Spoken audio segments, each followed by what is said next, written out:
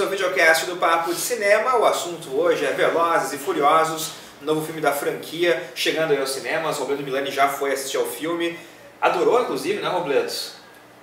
Gostei. Gostou? Que bom. Boa diversão. Que não bom. Acho que vai ganhar o Oscar de melhor filme, que nem o Vin Diesel estava dizendo aí. Pois e é, tal. de onde a gente tirou isso, na verdade, né? Mas, né, Velozes e Furiosos é uma coisa muito curiosa. Inclusive, eu sou o Rodrigo de Oliveira, o Robledo Milani, vamos conversar com vocês hoje, então, aqui nesse videocast. Isso aí. O Velozes e Furiosos é muito curioso porque realmente ele tem um crescendo, assim, sabe, de qualidade que é muito interessante. Porque no primeiro filme, eu nem assisti, na época que saiu. Você nem assistiu o primeiro? Na época eu não assisti, eu comecei a assistir a partir do quinto. Comecei a ler algumas críticas, alguns diziam já que o primeiro estava legal, começou a ficar interessante. Eu, vou fazer um... Vamos atrás, vamos ver qual é que é. Fui atrás, o primeiro é bem mais ou menos, não é um filme ruim assim, mas é um filme bem mais ou menos. O primeiro é de 2001, É. tô vendo que tá fazendo 14 anos então. O segundo beira o insuportável. Muito ruim. O segundo não tem o Vin Diesel, por exemplo, o segundo é só o Paul Walker fazendo o personagem Ele lá. volta mesmo no quarto, né? Porque até no terceiro ele só tem uma participação no Tem final. uma ponta, é uma ponta. O terceiro não tem nem o Paul Walker, né? Então é só uma coisa em toque, um drift ali que eles É que na fazem. verdade o terceiro é o 6,5 na verdade, né? É pra ser. Entre o 6 e o 7, né? Sim. E depois eles conseguiram trazer de volta os atores, porque o Vin Diesel tentou fazer outras coisas e não conseguiu. Teve que Fez soltar. aquele triplo X que naufragou. Não deu certo. E o Riddick, ele até fez os três, mas não pegou. Fez aquele eclipse mortal. Esse é bacana, mas o Riddick 3, principalmente, é muito ruim. Não, tem outro filme que eu tô pensando. É que a Batalha de Riddick. Não, é um outro filme, não é nada a ver com o Riddick, é outra coisa. É que o ele fez. Missão Babilônia. Isso, esse é terrível. Esse até foi cortado o filme, teve problemas na produção. Foi, e é do Mathieu Kassovitz, que é um diretor francês muito bom, fez Rios Vermelhos, fez filme. Só que ele fez também aquele horroroso com a Halle Berry, Gotica. Ah, sim. Só que esse Babilônia, o estúdio, ele interferiu demais no filme, cortaram muitas partes. O filme não fazia sentido mais em algum momento, e daí eles lançaram do jeito que era. E o Vin Diesel então se viu obrigado, entre aspas, né, a voltar àquela franquia que estava fazendo sucesso. E a Universal adora Velozes e Furiosos, porque é a grande franquia deles, né? A franquia Não, que dá dinheiro. é o 7º filme que está chegando agora, e parece que já tem planos para mais 3, no mínimo. No mínimo vão ser 10 longas no total. E como cada um, o que mais arrecadou de todos até agora foi o 6º, ou seja, e antes do 6º era o 5º, ou seja, cada um está arrecadando mais que o anterior. Não sei se vão parar no 10º, vamos mais. Enquanto estiver dando dinheiro, né? Enquanto é a galinha dos ovos de ouro ali da Universal. E é curioso porque realmente a qualidade tem crescido mesmo. Eu vi a partir quando o quinto lançou, eu vi os outros. E o quinto tinha sido meu preferido. O sexto eu já não gostei tanto assim. Tem alguns momentos interessantes e tal. Mas o legal do filme é que os primeiros eram tipo, voltados para quem gosta de carro tunado, quem gosta de racha, uma coisa que pra mim realmente não me interessa. Mas a partir do quinto eles começaram a ter uma trama mais de thriller policial. Uma coisa mais, sabe, de realmente uma história mais interessante, mais bem construída. Uma história de golpe, né? Que é quase um subgênero, exato.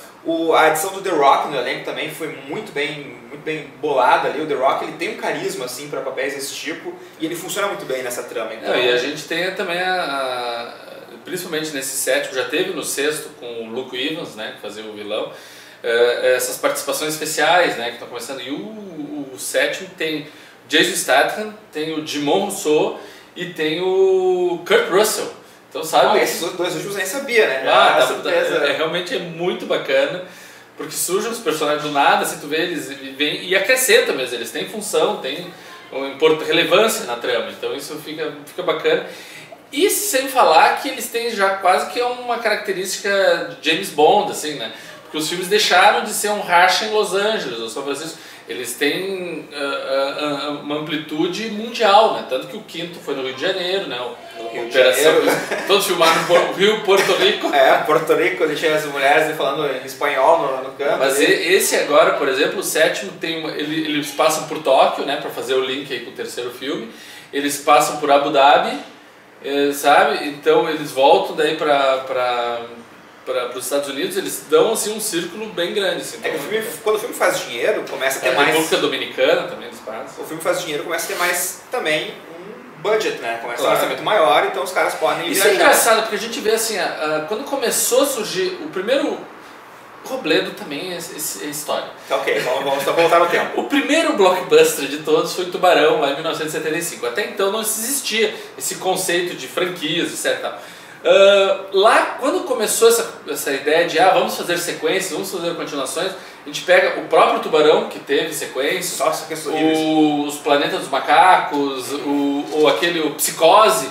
As sequências eram desprezadas pelos realizadores originais, geralmente. Sim. Sabe?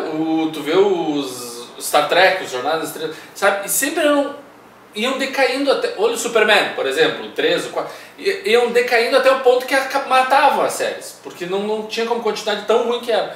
Nós já estamos num momento agora, 20, 30 anos depois, que é o oposto. Cada sequência, se sai, tem mais investimento, tem mais dinheiro, tem mais profissionais, tem mais qualidade.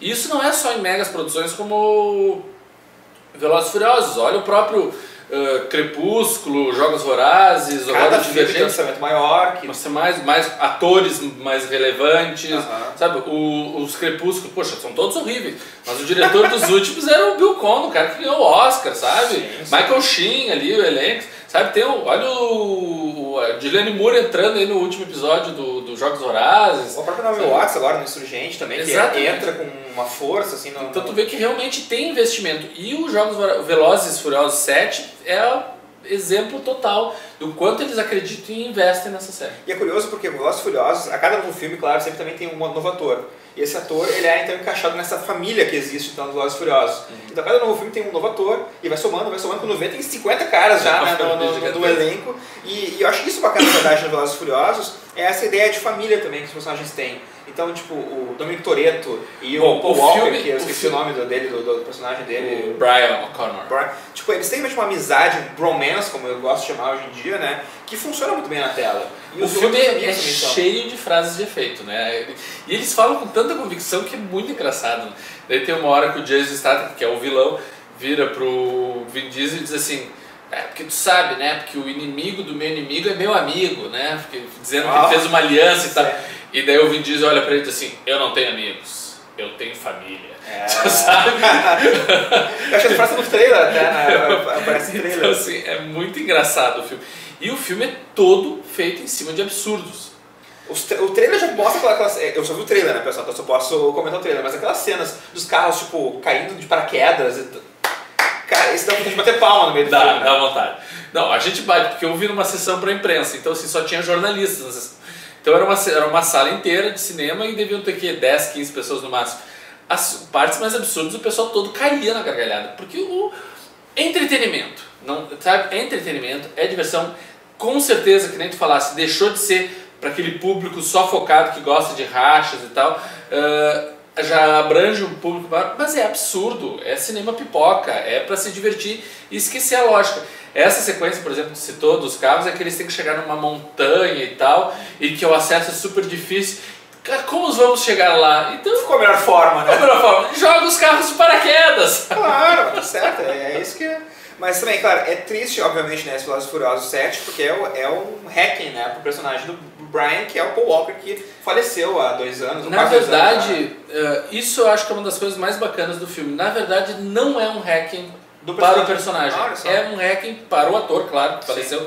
Esse filme, na verdade, ele deveria ter estreado no verão do ano passado, verão dos Estados Unidos, no ano passado, metade do ano passado.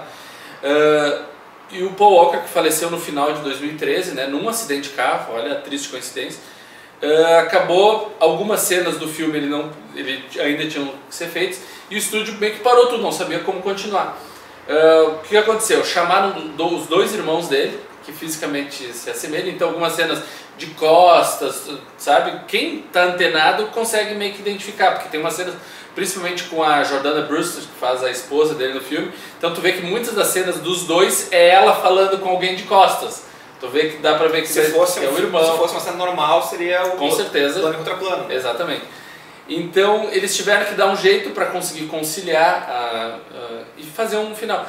O final do filme, a solução que eles dão para esse personagem, porque obviamente tendo mais filmes da série, o Paul Walker não vai estar, né? E eu acho que toda essa parte aí da família, a Jordana provavelmente vai sair fora também. Não vão escalar outro ator para fazer, porque não faria sentido também, né? Exato. Da família, né? Eles deram uma solução muito bacana, ficou muito bonito e não só eles fazem uma homenagem dentro da história, acaba fazendo sentido dentro da história essa homenagem pro ator, eles fazem um resgate da passagem dele por todos os filmes da série.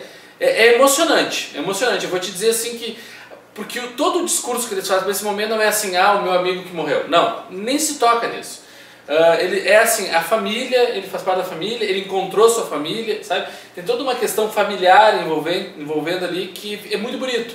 Tenho certeza que vai ter gente aí que vai se emocionar aí vai ter machão aí vendo o filme de corrida que vai ser, sabe, no final do filme, porque é bacana o final. Porque dá pra ver até a própria produção, realmente, né, quando o Paul Walker morreu, né, o James Wan, que é o diretor, que tinha acabado de assumir o filme, né, porque o Justin Lin tinha dirigido os anteriores. É engraçado porque o Justin Lin fez o 4 e o 5, né? E o 4, 5 e o 6, ele fez os 3, e a desculpa para ele não fazer o 7 é porque o sétimo tinha que sair logo em seguida e ele não ia ter tempo para pré-produção, daí precisaram chamar outro. Daí o cara morre e atrasa mais de um ano o filme. E o James Wan ficou meio que realmente sem pai nem mãe naquela hora, sem saber o que fazer. Então, tem algum momento que tem ali um efeito especial que dá pra ver, que usam uma imagem de arquivo ou não? Não tem... Não, tem uma do Paul Walker, não, tem essa cena, esse final, essa homenagem, que é um remembering, sabe, a passagem dele pela série, aí sim tu percebe, tu vê tudo. Mas as outras cenas são muito bem feitas, a edição tá muito bem feita. Tu sabe, porque tá tudo muito bem encaixado dentro do roteiro, e todas as principais cenas de ação o Paul Walker tá lá e ele fez. Tem uma cena muito boa, duas cenas muito boas, que é uma que ele tá dentro de um ônibus gigante, e o ônibus lá pelas tantas capota e tal, e ele tá lutando dentro de com um cara, e o cara consegue fugir do ônibus e tranca ele dentro do ônibus. E o ônibus obviamente está se dirigindo para um precipício, claro, né? E o ônibus fica na metade do precipício, assim, para cair. E ele não tem como sair por trás, ele tem que sair pela frente, que está caindo. E ele tem que abrir, a única janela que abre, não é a de cima, obviamente, é a de baixo. E ele tem que sair por baixo e escalar o ônibus e vir por cima. É realmente de arrepiar. E a outra cena que é maravilhosa é ele e o Vin Diesel, que eles estão em Abu Dhabi, num daqueles edifícios mega, arranha-céus gigantescos. Vocês já viram no Sempre Possível 4? É, mais ou menos. 5, 6. E eles têm que roubar um carro que está no topo do edifício. E eles fazem isso arrebentando aqueles vidros de um edifício para o outro. É um festival de absurdos, realmente. É um festival de absurdos, realmente. A crítica é tua no site? Não, a crítica do Yuri, o Yuri Fio também achou divertido e tal. O Tomás também estava lá na cabine, também achou bacana. É um filme assim que realmente não dá pra querer muito, não dá pra exigir muito. Mas diverte. Diverte. A que tu falasse do The Rock, né, o Dwayne Johnson, ele passa a maior parte do filme fora do filme. No começo do filme tem uma cena, uma luta entre ele e o Jason Statham bem bacana, só que daí ele vai parar no hospital e some. Daí lá pelas tantas... Esqueceu já The Rock? Esqueceu The Rock, daí surge ele e surge pra arrasar. Então, e o final assim é bem bacana, bem bacana. E todas essas participações, o Kurt Russell, pô, Tango e Cash, né? O cara fez os clássicos lá, Fuga de Los Angeles, e o Djimon Hounsou fez o Guardiões da Galáxia há pouco, fez o Gladiador, que é, na verdade, um dos grandes vilões também do filme. Opa! Vale a pena, vale a pena. Isso não é spoiler, porque já tá meio que dito e tal. E dá gancho para próximos filmes? Com certeza. Então, esperem, daqui a 2 anos pelo menos, aí, Velozes e Furiosos 8, a Galinha dos Ovos de Ouro da Universal. Então, tem críticas de toda a saga Velozes e Furiosos no Papo de Cinema. Especial da saga também, com todas as informações de bilheteria, sucesso, os prêmios, os desastres, tudo aí da série tem aí no site. Tudo papocinema.com.br. Se você gostou também do nosso vídeo, curta a nossa página aí, assine tudo, o canal. Grande abraço a todos e até a próxima semana. This the only way we know to go. Squad up, never roll alone. And we go